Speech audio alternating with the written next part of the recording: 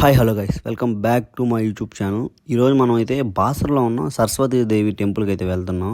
నేనైతే మా అక్క వాళ్ళ ఇంటి దగ్గర నుండి వెళ్ళాను. సో మా అక్క వాళ్ళు అయితే నిజామాబాద్లో స్టే చేస్తారు. సో అక్కడ నుండి నియర్లీ 30 to 40 కిలోమీటర్స్ అయితే ఉంటుంది టెంపుల్ దగ్గరికి. మనమైతే బాసర్కి ఎంటర్ అయ్యే స్టార్టింగ్లో గోదావరి నది ఘాట్ అయితే వస్తుంది. సో అక్కడికి వెళ్తున్నాం ఇప్పుడు. ఇదే గోదావరి నది ఘాట్ అయితే. సో ఇక్కడైతే సరస్వతీదేవి ఉంటుంది.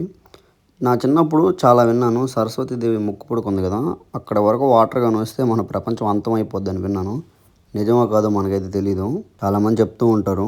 ఈ గోదావరి నది ఒడ్డు నుండి వీడియో తీస్తుంటే మొత్తం చెత్త చెత్తగానే ఉంది. డంపింగ్ యార్డ్ లాగా ఉంది ఇటు సైడ్ అంతా. మొత్తం చెత్త అంతా ఇక్కడ తీసుకొచ్చి పడేస్తున్నట్టున్నారు. ఎంతో పవిత్రమైన నదిని ఇంత చెత్త చెత్తగా చేసేసారు. చూడండి మీరే ఎట్లాగుందో అసలుకి. వాటర్ కూడా అంతేం బాగాలేవు, మొత్తం పాచి పట్టిపోయి స్నానం చేయడానికి కూడా సరిగా లేవన్నమాట. అందరూ ఈ గోదావరి నదిలో స్నానం చేసి ఇక్కడ ఒడ్డునైతే చిన్న శివలింగం అయితే ఉంది. సో అక్కడైతే పూజలు కొబ్బరికాయలు కొడుతున్నారు. అండ్ ఇక్కడ మనకి బోటింగ్ కూడా ఉంది. డబ్బులు ఎంతో తెలియదు బోటింగ్కి. ఈ గోదావరి నదిలో స్నానాలు అవి ముగిచ్చేసుకొని సరస్వతీదేవి టెంపుల్ దగ్గరికి అయితే ఇంకొంచెం దూరం వెళ్ళాలి. సో మనం అయితే వచ్చేసాము. ఇలా వెళ్ళాలి సరస్వతీదేవి టెంపుల్కి. ఇక్కడ మనకి లోపలికి ఏంటంటే మొబైల్స్ కూడా అలవ్ లేదు. సో ఇక్కడ నుండి వీడియో తీయలేము ఇంకా మనం. బట్ లొకేషన్ అయితే చాలా బాగుంది. చుట్టూ పచ్చదనమే, ప్రకృతి కూడా చాలా బాగుంది. ప్రతి ఒక్క గుడిలో ఇది ఒక బిజినెస్ అయిపోయింది. చెప్పులు పెట్టుకోవడానికి 5 రూపాయలు, ఫోన్ పెట్టుకోవడానికి 10 రూపాయలు, బ్యాగులు పెట్టుకోవడానికి. మంచి వ్యాపారం అబ్బాయి ఇదే.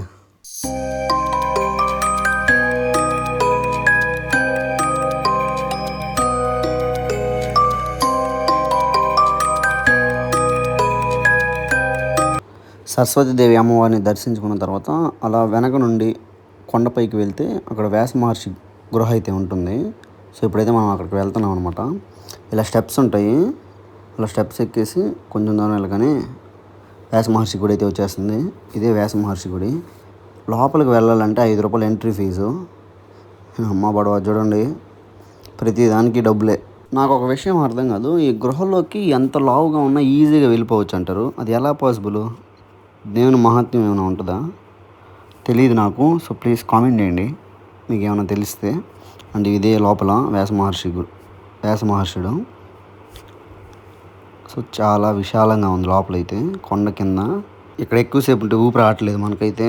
చాలా వేడిగా ఉంది. బయట ఎండ బీభత్సంగా ఉంది కదా. సో ఈ రాళ్ళంతా వేడిని పీల్చుకొని మనకైతే ఊపిరి రావట్లేదు లోపల. సో మనం త్వరగా బయటికి వెళ్ళిపోదాం. పైకి లేసామంటే రాళ్ళు అన్నీ తగిలేస్తాయి మనకి. ఇదే బయట చూసారుగా ఎండ ఎట్లా కాస్తుందో. ఇదే అమ్మవారి టెంపుల్ అయితే. యాక్చువల్గా మొబైల్స్ అయితే అలవ్ లేదు, బయటే పెట్టేసి వెళ్ళాలి. మనం దర్శనం అయిపోయిన తర్వాత కొండపై నుండి ఇట్లా మొబైల్ తీసుకొచ్చి వీడియో అయితే తీస్తున్నాము. ఇదే అనమాట ఫ్రీ దర్శనం, అదే ఫ్రీగా వెళ్ళడానికి లోపలికి దారి.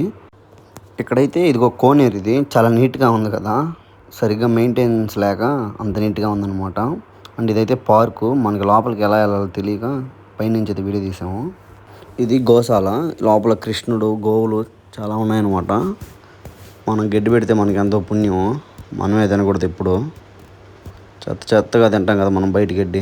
ఆ గడ్డి కాకుండా ఈ గోవులకి మంచి పచ్చి గడ్డి తెచ్చిపెట్టాం అనుకో ఎంతో పుణ్యం వస్తుంది. కృష్ణుడు చూసారా ఎంత స్టైల్గా ఉన్నాడు. ఎంతైనా దేవుడు కదా, అందుకని అంతమంది గోపికలు వెంటపడ్డారు అనమాట. మనం ఎంత స్టైల్గా ఉన్నాం, ఒక గోపిక కూడా పడదనుకో, అది వేరే విషయం. ఈ హాల్ అయితే అక్షరాభ్యాస మండపము. ఇక్కడ లోపలికి వెళ్ళడానికి 50 రూపాయలు కట్టాలా. అక్షరాభ్యాసం ఫీజు మళ్ళీ సపరేట్ అనమాట.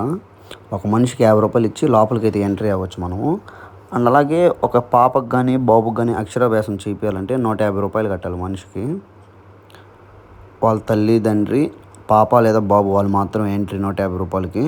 అండ్ లోపలికి ఎంటర్ అవ్వడానికి 50 రూపాయలు. ఏమైపోయిందో సమాజం, ఎక్కడ ఏళ్ళు పెట్టినా డబ్బే.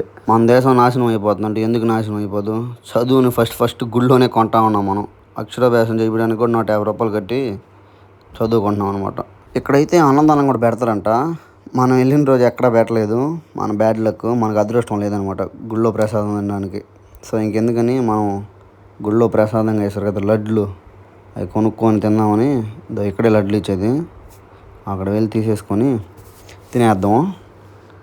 ఈ వీడియో నచ్చితే ఒక లైక్ చేసి, షేర్ చేసి, అలాగే కామెంట్ పెట్టండి. మర్చిపోకుండా మన ఛానల్ అయితే సబ్స్క్రైబ్ చేసుకోండి. నాకు ఎంతో యూజ్ఫుల్ అవుద్ది ఇలాంటి మంచి కంటెంట్ వీడియోస్ తీయడానికి. So thank you for watching. ఇంకా మన ఛానల్లో ఇలాంటి మంచి వీడియోలు ఉన్నాయి, వెళ్ళి చూసేయండి.